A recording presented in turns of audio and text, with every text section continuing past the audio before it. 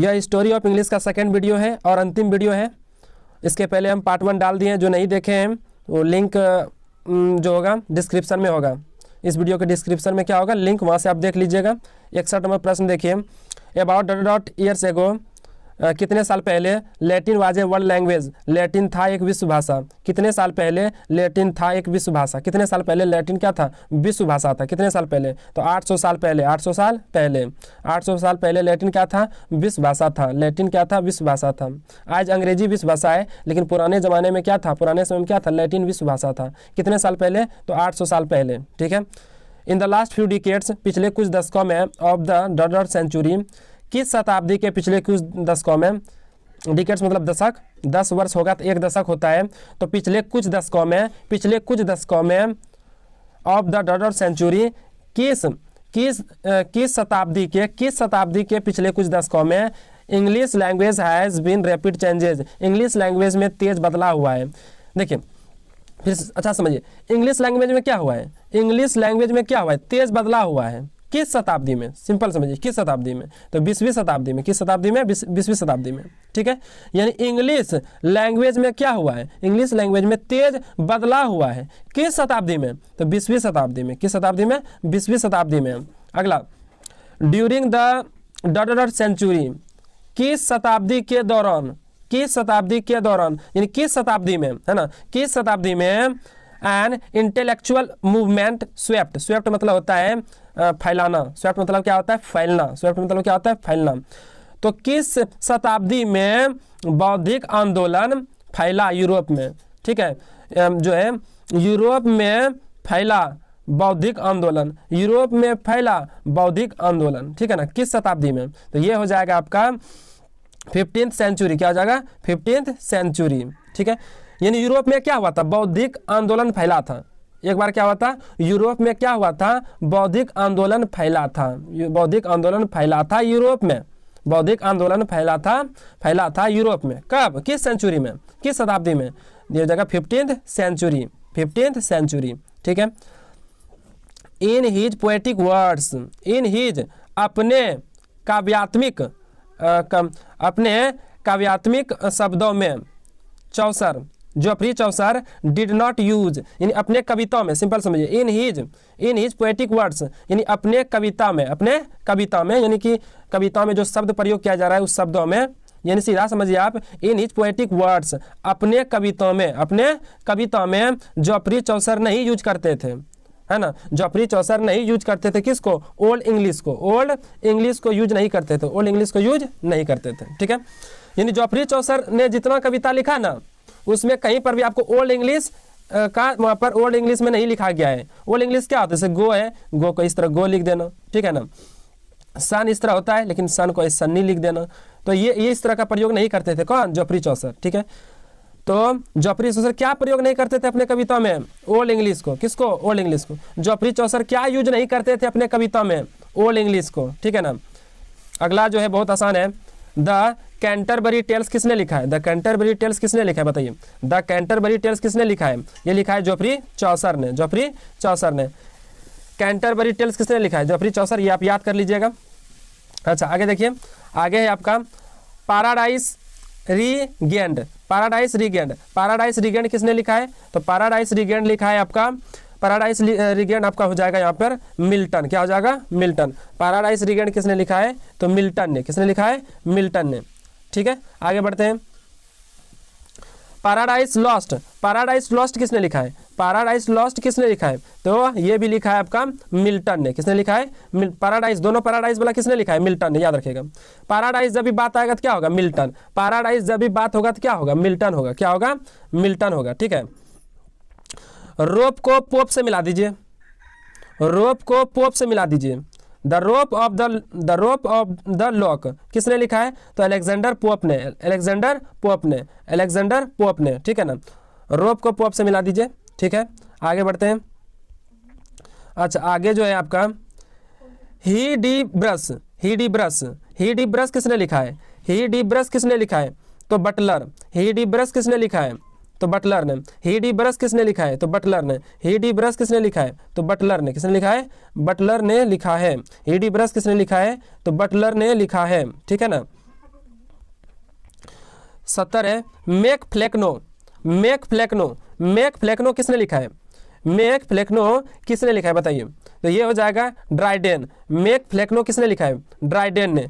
Make फ्लेक्नो किसने लिखा है? ड्राइडेन ने। मेक फ्लेक्नो, ये सब याद करने वाला है, ठीक है। रिटर्न में जितना भी है ना, ये तभी ये लिखा है जो भी है रिटर्न वाला, ये हम आपको छोड़ रहे हैं, आप ये देख लीजिएगा, ठीक है ना। ये रटने वाला है, इसमें कोई समझने का बात नहीं है। हम चलते हैं, आप एक बार देख लीजिए, इसके पास किताब नहीं है, आप एक बार देख लीजिए, इसको स्क्रीनशॉट ले लीजिए आप। देखिए 75 नंबर प्रश्न पे चलते हैं। 75 नंबर जो है प्रश्न पे चलते हैं। 75 नंबर प्रश्न क्या है? वर्ड्सवर्थ यानी विलियम वर्ड्सवर्थ, इसका पूरा नाम क्या है? विलियम वर्ड्सवर्थ थे, क्या थे? एक पोएट थे। विलियम वर्ड्सवर्थ क्या थे? एक पोएट थे। विलियम वर्ड्सवर्थ क्या थे? एक पोएट थे, कवि थे। विलियम वर्ड्सवर्थ क्या थे? एक कवि थे। क्या थे? कवि थे। विलियम वर्ड्सवर्थ क्या थे? एक कवि थे। हैमलेट, हैमलेट क्या है? तो हैमलेट एक जो है आपका ना ही कॉमेडी है, ना ही प्रहसन है, आपका है ट्रेगेडी है। क्या है? ट्रेगेडी, ट्रेगेडी है। ट्रेगेडी मतलब क्या होता है? दुखद, दुखद घटना, ठीक है ना। हेमलेट जो रचना है, हेमलेट जो रचना है, हेमलेट जो रचना है यह क्या है? तो ट्रेगेडी है। क्या है? ट्रेगेडी। ट्रेगेडी मतलब क्या होता है? दुखद घटना, या फिर त्रासदी कह सकते हैं, त्रासदी, दुखद घटना, ठीक है। किंग लेयर क्या है? किंग लेयर क्या है? तो ये भी ट्रेगेडी है। किंग लेयर क्या है? ट्रेगेडी है। किंग लेयर क्या है? ट्रेगेडी है, दुखद घटना है। पियर्स द प्लोमैन किसने लिखा है? पियर्स द प्लोमैन किसने लिखा है? विलियम लैंगलैंड ने लिखा है, ये आपको हम बताए थे, ठीक है। तो ये सब रटने वाला है बाबू, इसको रट लेना है। जितना भी राइटर वाला है उसको याद कर लीजिएगा, राइटर से भी पूछे जाते हैं प्रश्न। राइटर से जो है 3 से 4 नंबर प्रश्न पूछे जाते हैं, 3 नंबर, ठीक है ना। 79 देखिए, 79 Othello, Hamlet, Julius Kesar, Macbeth and King Lear, यह लिखा गया है किसके द्वारा? ये लिखा गया है शेक्सपियर के द्वारा। किसके द्वारा? शेक्सपियर के द्वारा। क्या क्या? ओथेलो, हैमलेट, जूलियस केसर, मैकबेथ और किंग लेयर लिखा गया है किसके द्वारा? शेक्सपियर के द्वारा। ये बहुत इंपॉर्टेंट है, आप इसको रट लीजिएगा, ठीक है, आपको हम पढ़ाए भी थे। अच्छा 80 प्रश्न में चलिए, बोल रहा है vision of judgement, vision of judgement किसने लिखा है? तो Lord Byron, Lord Byron, Lord Byron, ठीक है, Lord Byron. Revolt of Islam, revolt of Islam, revolt of Islam किसने लिखा है? तो सेली ने लिखा है। किसने लिखा है? सेली ने। किसने लिखा है? सेली ने। द स्कॉलर जिप्सी किसने लिखा है? द स्कॉलर जिप्सी किसने लिखा है? तो मैथ्यू अर्नोल्ड, पूछा गया क्वेश्चन है, मैथ्यू अर्नोल्ड, ठीक है। ये गीतांजलि बहुत इंपॉर्टेंट है। एक है Sohrab and Rustum, Sohrab and Rustum किसने लिखा है? तो ये भी Matthew Arnold, Matthew Arnold.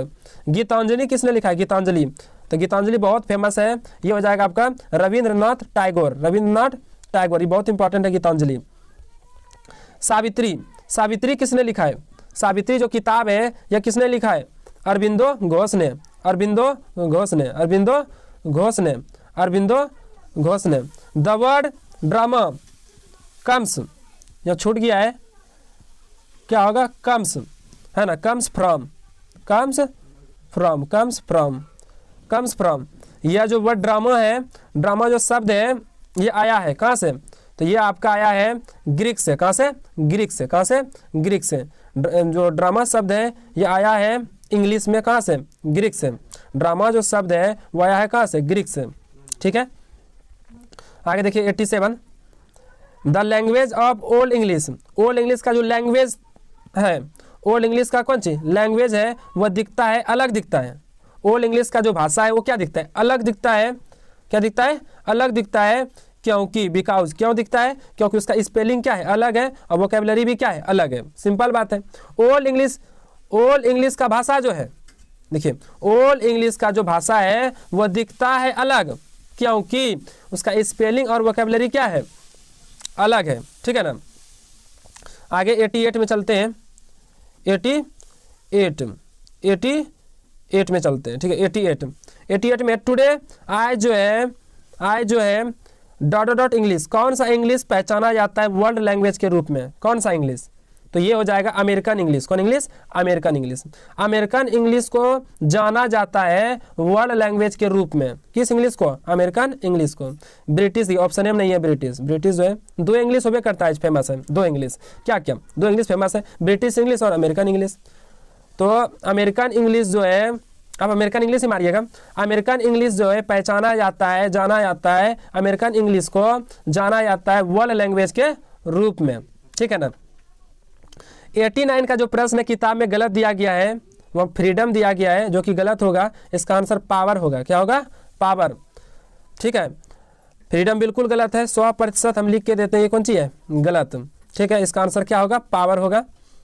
Question क्या है? New varieties of English, English की नई किस्में जो कि उभरी है। इंग्लिश की जो नई किस्में है, जो किस्में हैं वो उभरी है ना। ब्रिटिश साम्राज्य ने हासिल किया, है ना। ब्रिटिश साम्राज्य ने क्या हासिल किया? देखिए यहाँ डॉट डॉट होना चाहिए, डैश डैश डैश होना चाहिए यहाँ पर। देखिए, ब्रिटिश साम्राज्य ने हासिल किया, क्या हासिल किया? पावर हासिल किया, है ना। अंग्रेजों ने हासिल किया किसको? पावर को। ब्रिटिश साम्राज्य ने हासिल किया किसको? पावर को। तब उसका अंग्रेजी क्या हो गया? फैल गया। अंग्रेजी क्या हो गया? फैल गया। ठीक है ना। यानी ब्रिटिश साम्राज्य ने हासिल किया किसको? सत्ता को। किसको? सत्ता। अपना सत्ता फैला दिया, किसी भी देश में अपना सत्ता क्या कर दिया? फैला दिया। और अंग्रेजी की नई किस्में क्या हो गई? उभर गई। अंग्रेजी की नई किस्में क्या हो गई? उभर गई। तो क्या हो जाए? पावर। यहाँ पे क्या हो जाए? क्वेश्चन थोड़ा सा डैश होना चाहिए। क्या होना चाहिए यहाँ पे? डैश। मॉरलिटी का मतलब वैसे तो नैतिकता होता है, लेकिन यह किताब का नाम है। किसका नाम है? किताब का। मॉरलिटी यह किताब का नाम है। मॉरलिटी का हुआ विकास, मॉरलिटी जो किताब है इसका हुआ विकास किस एज में? तो मिडिल एज में। किस एज में? मिडिल एज में। किस एज में? मिडिल एज में। ठीक है ना। मॉरलिटी का मतलब वैसे तो नैतिकता होता है, लेकिन यह किताब का नाम है। तो मॉरलिटी हुआ विकास, मॉरलिटी जो किताब है उसका हुआ विकास किस एज में? तो मिडिल एज में। किस एज में? मिडिल एज में। ठीक है ना।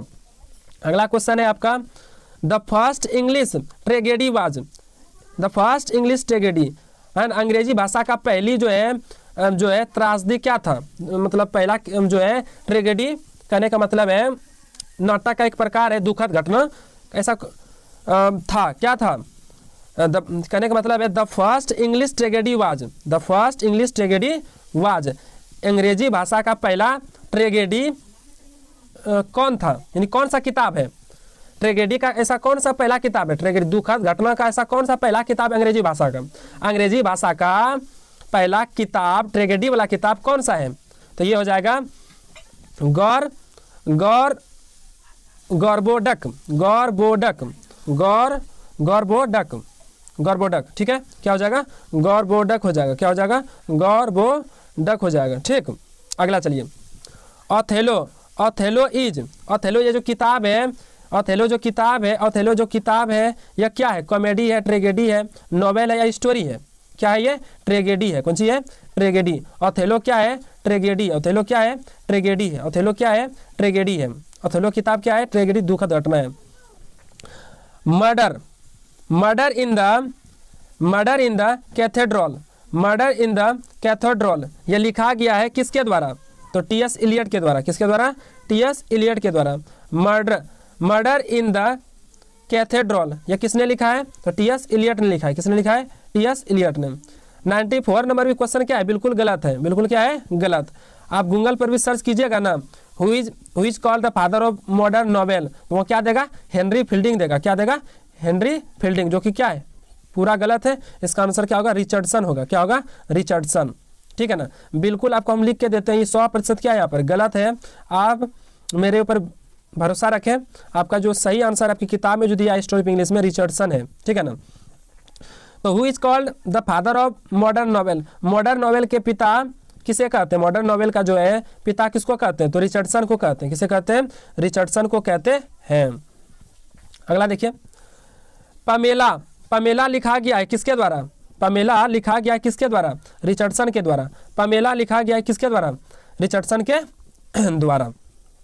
ठीक है, अगला देखिए, इम्मा एंड प्राइड एंड प्रेजडाइस ये जो लिखा गया है किसके द्वारा, तो ये जॉन ऑस्टेन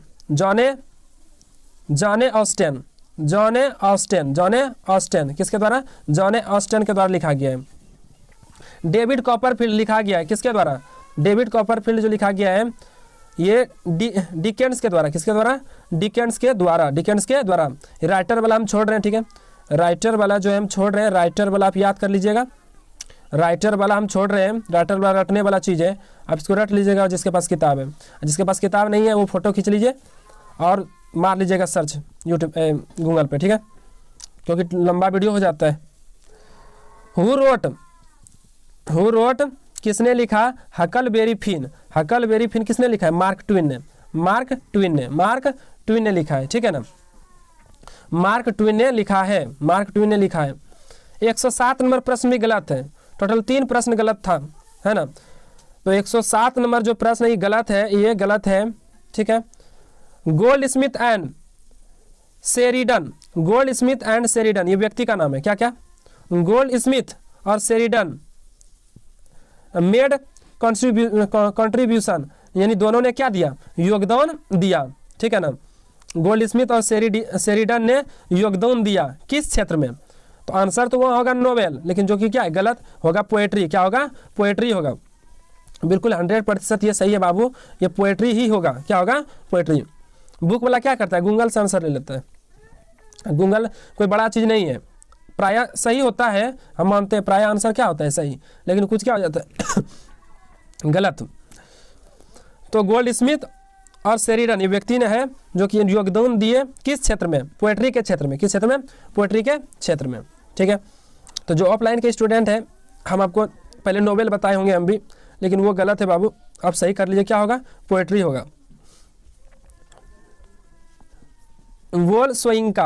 वोल्सवाइंका जो है कहाँ के कवि थे, कहाँ के कवियत्री थे, तो वो नाइजेरियन, कहाँ के, नाइजेरियन। वोल्सवाइंका कहाँ के कवियत्री हैं, तो नाइजेरियन, कहाँ के, नाइजेरियन, नाइजेरिया के हैं, नाइजेरिया के, ठीक है ना।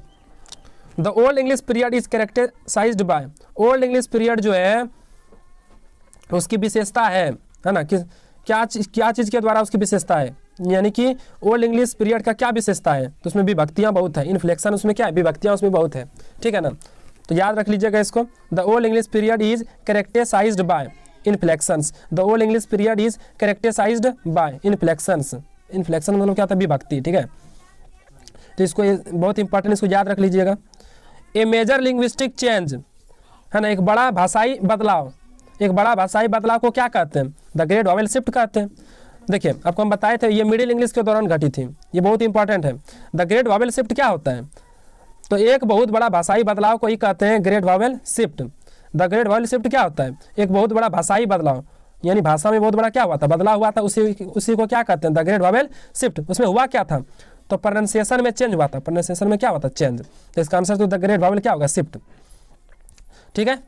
अगला, यानी कि ए मेजर लिंग्विस्टिक चेंज, एक बड़ा भाषाई बदलाव इंग्लिश में है, क्या है, द ग्रेट वॉवेल शिफ्ट, ठीक है। 18th सेंचुरी को जाना जाता है किस एज से, किस एज के रूप में, किस एज को, किस 18th सेंचुरी को जाना जाता है किस रूप में, ऑगस्टन एज के रूप में, ठीक है। 18th सेंचुरी को जाना जाता है ऑगस्टन एज के रूप में। अगला देखिए, ओलिवर गोल्ड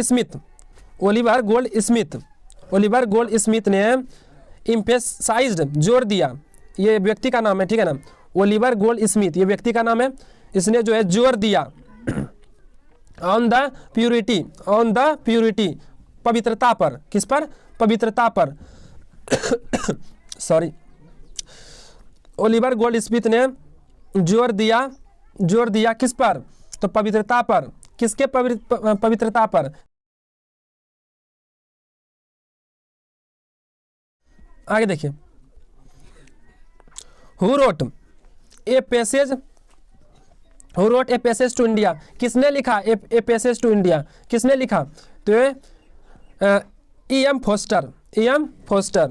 फोस्टर, ठीक है। आगे देखिए, टुडे इट इज इम्पॉसिबल, आज असंभव है सोचना और इमेजिन करना दुनिया का किसके बिना, तो प्रिंटिंग प्रेस के बिना, प्रिंटिंग मशीन के बिना, ठीक है ना। आज असंभव है सोचना और कल्पना करना एक दुनिया का, किसके बिना, तो प्रिंटिंग मशीन के बिना आज हम जो है सोच नहीं सकते हैं, एक अच्छे नवीन संसार का हम निर्माण नहीं कर सकते हैं।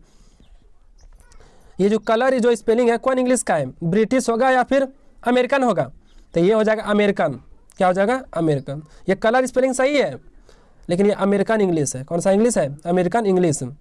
और इंडिया में फॉलो होता है प्रायः कौन, तो ब्रिटिश इंग्लिश फॉलो होता है। तो ब्रिटिश इंग्लिश में हम लोग तो यहाँ यू ना लिखते हैं, इसलिए होगा कौन सा, अमेरिकन इंग्लिश।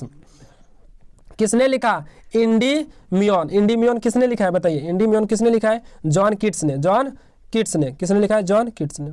लास्ट क्वेश्चन है, the text of which period are difficult, किस पीरियड का जो टेक्स्ट था यानी शब्द जो था वो क्या था, डिफिकल्ट होता था पढ़ने में, ठीक है ना। पढ़ने के लिए क्या होता था, पढ़ने में क्या होता, कठिनाई होता था, किस इंग्लिश पीरियड का वर्ड, तो ये ओल्ड इंग्लिश, कौन सा इंग्लिश, ओल्ड इंग्लिश।